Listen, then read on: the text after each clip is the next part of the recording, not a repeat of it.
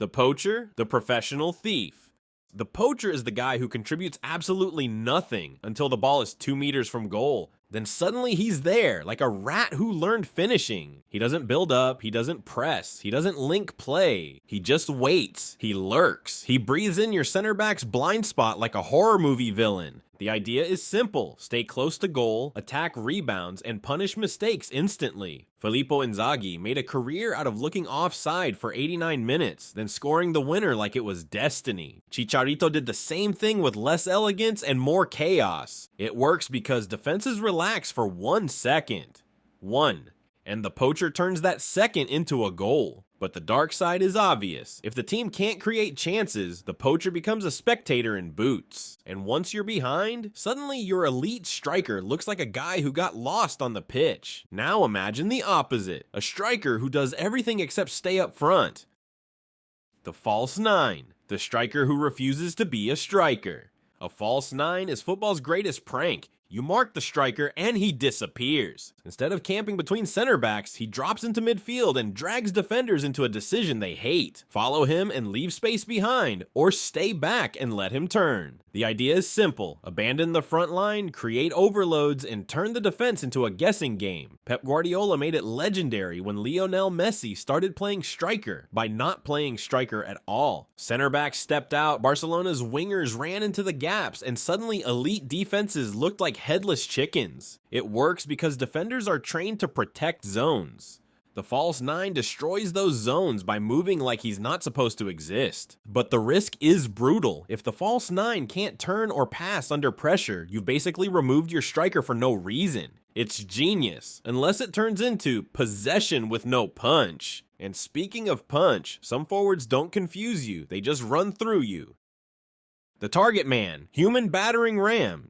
This isn't a role, it's a physical experience. The target man is a forward built like a wardrobe who treats defenders like furniture. He doesn't need pretty combinations, he needs gravity. Because when the ball goes long, the entire match becomes a wrestling contest. The idea is simple: win aerial duels, hold up play, bring others into the game, and turn crosses into panic. Didier Drogba made big games feel like personal property. Olivier Giroud has spent a decade proving you can look slow and still ruin elite defenders. Peter Crouch was basically a walking cheat code in the air. It works because it gives your team an escape button. No matter how badly you're pressed, you can always go long and reset the attack. But the dark side? If the target man gets isolated, he becomes a lonely skyscraper with no supply line. Still, when it clicks, it's not subtle, it's demolition. And now we go from the biggest forward on the pitch to the fastest.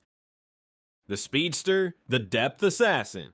This forward doesn't play football, he plays a foot race. 1 second you're organized, next second he's behind you and your goalkeeper is begging for mercy. The speedster lives on the shoulder of the last defender, waiting for one pass that turns the match into a sprint. Think prime Michael Owen, think Jamie Vardy, think young Mbappe when he decided defending was optional. The idea is simple: stretch the line, threaten depth, punish high defenses instantly. It works because defenders hate turning, they hate running back, they hate chaos behind them. And when the speedster gets one clean through ball, it's not a chance, it's a countdown. But the downside is that speed doesn't solve everything. If the opponent sits deep, there's no space to run into, and suddenly your weapon is firing blanks. So what's the answer? A forward who doesn't need space behind, because he creates space in front.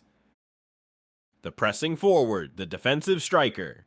This guy is basically a linebacker who learned how to finish. He doesn't just hunt goals, he hunts mistakes. A pressing forward is the reason some center backs look terrified to receive a 5-yard pass. Because the moment they take a touch, he's already there, sprinting like rent is due. The idea is simple: lead the press, force bad passes, and turn defending into attacking. Roberto Firmino made Liverpool's entire front line work like a trap. Diego Costa made defenders panic even when he wasn't winning the ball, just by existing aggressively. And modern managers adore this role because it turns the striker into a tactical weapon. It works because most teams want to build from the back now. So if you press well, you don't need creativity, you steal it. But the risk is energy. If the press dies after 60 minutes, the striker becomes exhausted and your attack loses sharpness. Still, when it works, it feels unfair, but unfair in a different way is the forward who doesn't press, he just glides. The complete forward, the do-everything monster. The complete forward is what every coach dreams about and every defender hates. He can score, assist, dribble, hold the ball, run in behind, drop deep, and still be in the box at the perfect moment. He's not a specialist. He's the entire job description in one player. Think Karim Benzema at his peak. Linking play like a 10, finishing like a 9, moving like a winger.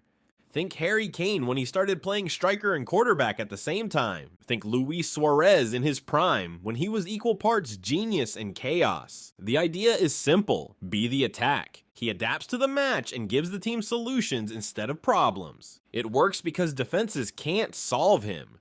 If they step up, he drops. If they sit back, he spins. If they double him, he finds the free man. But the dark side is brutal. Complete forwards are rare. And if you pretend your striker is one, you end up with a guy doing a bit of everything and mastering nothing. So let's go back to specialists, because one type of forward exists purely to bully the box: the penalty box striker, the 6-yard executioner. This forward doesn't care about build-up. He doesn't care about aesthetics. He cares about one thing: being inside the box when the ball arrives. He lives between defenders like a parasite. Every cross, every cutback, every rebound, he's there, ready to finish with one touch. The idea is simple: stay central, attack near post and far post zones, and turn small chances into goals. Ruud van Nistelrooy was basically a finishing machine built in a lab. Miroslav Klose made simple look inevitable. Erling Haaland is the modern version, not always involved, but always lethal. It works because goals are scored in the box, and this striker is always in the box. Shocking concept, right? But the downside is isolation. If your team can't deliver the ball, your striker becomes a statue surrounded by defenders. So what if you need a forward who can create his own chances without waiting for service? The dribbling forward, the chaos generator. This is the forward who turns football into street ball. He receives the ball and immediately asks the defender one question: do you want to suffer? The dribbling forward thrives in 1-versus-1 situations, cutting inside, feinting, accelerating, and making defenders look like they're defending on ice. Think Neymar when he's feeling evil. Think Eden Hazard in his Chelsea years, turning tight spaces into playgrounds. Think Vinicius Jr. when the game becomes a duel instead of a system. The idea is simple: beat your man, force rotations, and collapse defensive structure. It works because no system can survive a player who wins isolated duels repeatedly, but the risk is decision making. If the dribbling forward dribbles for the sake of dribbling, attacks die, counters start, and fans start screaming. Still, when it works, it's not just effective, it's humiliating. But humiliation comes in different forms, like the forward who scores without anyone noticing. The shadow striker, the ghost in the box.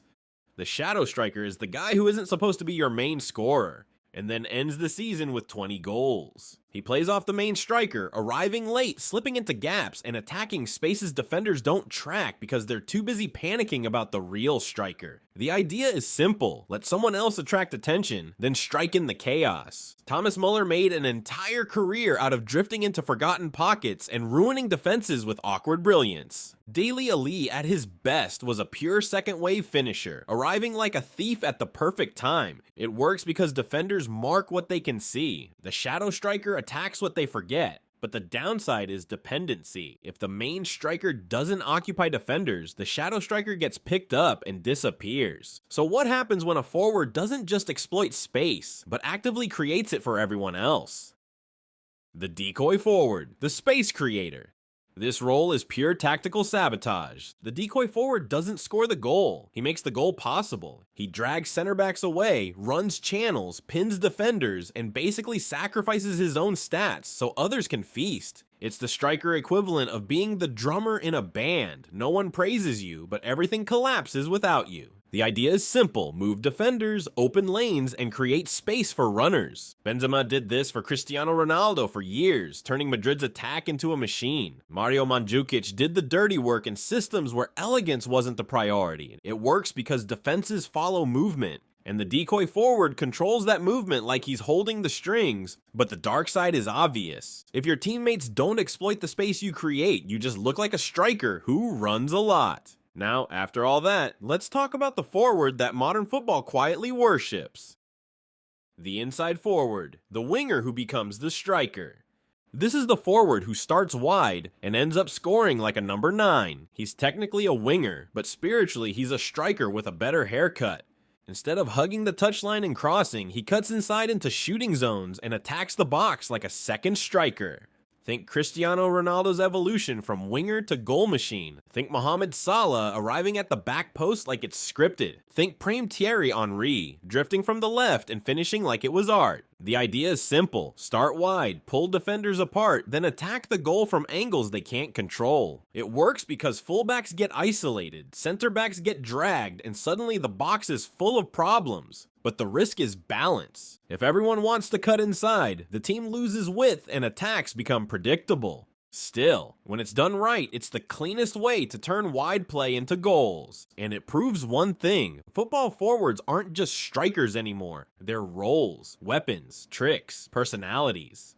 Some of them win by waiting, some win by running, some win by pressing, some win by disappearing. And the best ones? They win by doing something the defense wasn't prepared for, even if it looks completely wrong. Because in football, the forward isn't just the guy who finishes the move, he's the guy who breaks the game.